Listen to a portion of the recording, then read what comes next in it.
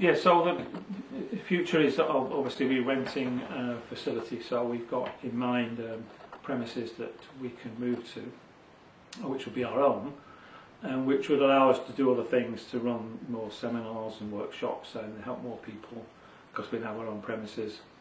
Maybe after school club, maybe Saturday, thing for people who are at school who don't want to come to us, because for many parents it seems like a risk to come to us. I don't think so. I think the risk is staying with the system, because the current system is not the future. But parents do think it's a risk, and having worked in business, it was the old thing about, nobody ever got fired by buying IBM, when they're buying computers, even though IBM wasn't the best solution necessarily. If you were buying computers, that's what you did, because and I think it's the same applies to parents. No parent's going to get in trouble if you send their kids to a local school, even though it's not working. It feels safe because that's what the majority do, and we know from all the research on influencing that people will follow the majority by and large.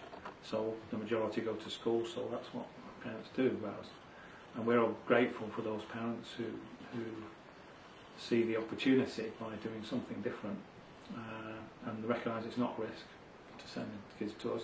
So we don't ever want to be large, but we would grow from 19 to 36, we think, because that starts to become a number in which we will have a more secure future, and where we can hire new staff and take things forward in a new way, without going to boring detail. And I think if we've got our own premises, which will be more expensive than renting, then we have to find a way of paying for that.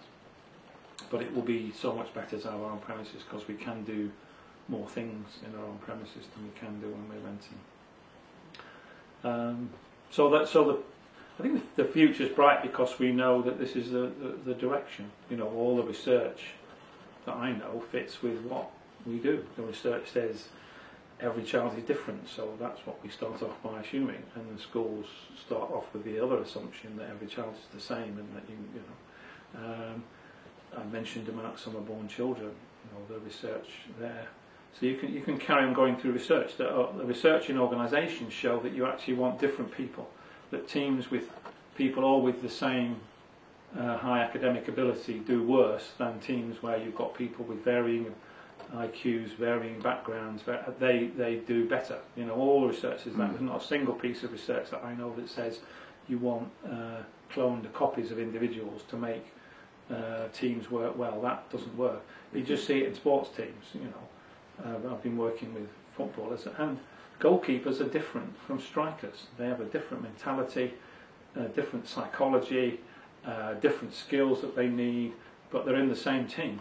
And a team of 11 goalkeepers wouldn't win a lot, and a team of 11 strikers wouldn't win a lot.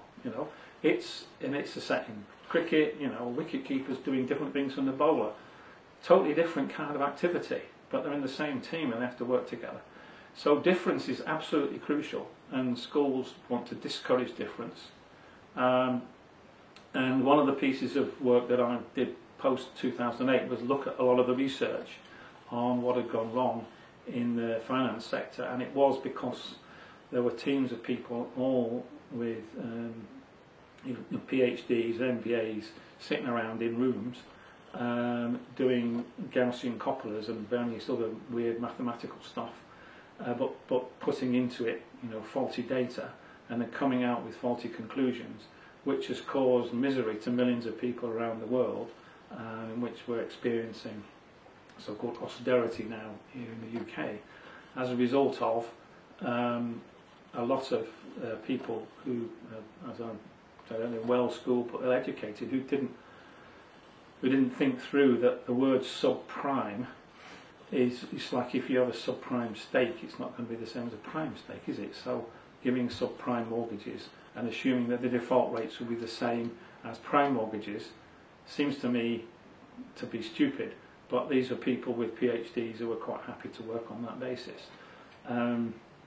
So the world it's dangerous to have people in key roles like these people were doing things when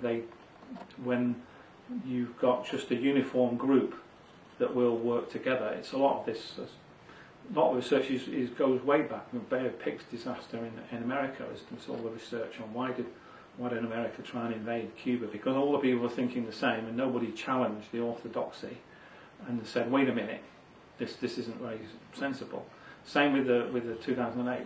There were bright people saying this is stupid. Warren Buffett, who's one of the richest men in the world, was saying this won't work because you can't audit these derivatives.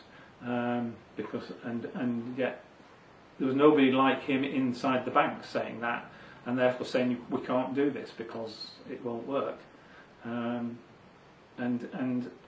therefore the education system is heading in the wrong direction. I mean, we're actually brewing up trouble for the future, I believe, because of what's happening at the moment in schools. Yes, so there's that idea of groupthink, I think, that you're talking about where lots of people who are just sort of, it's just like a talking shop where they just all think the same thing and nobody brings in evidence from the outside. And then there's also this idea that that to be successful in the education system, you have to be essentially self-interested. It's about doing better than other people and not working well with other people. And so the education system produces people and puts them into positions of power in society who are inherently self-interested and not interested in, you know, making the world a better place, but with feathering their nest. And we just see this again and again and again, don't we, in the news? Yeah, the whole individualistic way of working is bizarre. I do have a slide which I've got various things on it, and two of the keywords are cheating and stealing. I'd say these are both good ideas. If in school, if you help each other, like in a test, it's cheating, and therefore it's to be discouraged. But in organisational life, cheating is essential. I mean, I was working with Ericsson, with super bright techies all sitting at screens, and just kind of, you know, emailing each other and getting on with, you know, even the people in the same room, and we ran a self-managed learning program there, and this was way back when broadband was coming in.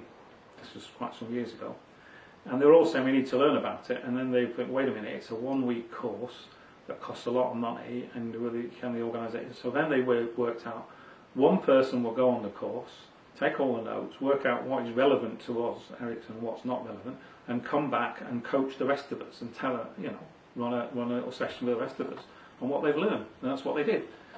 And they suddenly thought, this is kind of sensible, you know. But of course, previously they had no mental apparatus in which, even though they were very bright, able, techie guys and lovely people and everything, you know, people you think of as selfish, self-centered people, but they had nothing within their mental capacity to say, you know, this would be a way of working, instead of, because their only way of thinking was, well, we've all got to go on this course, because otherwise we're stuffed, you know, if we don't all learn about broadband.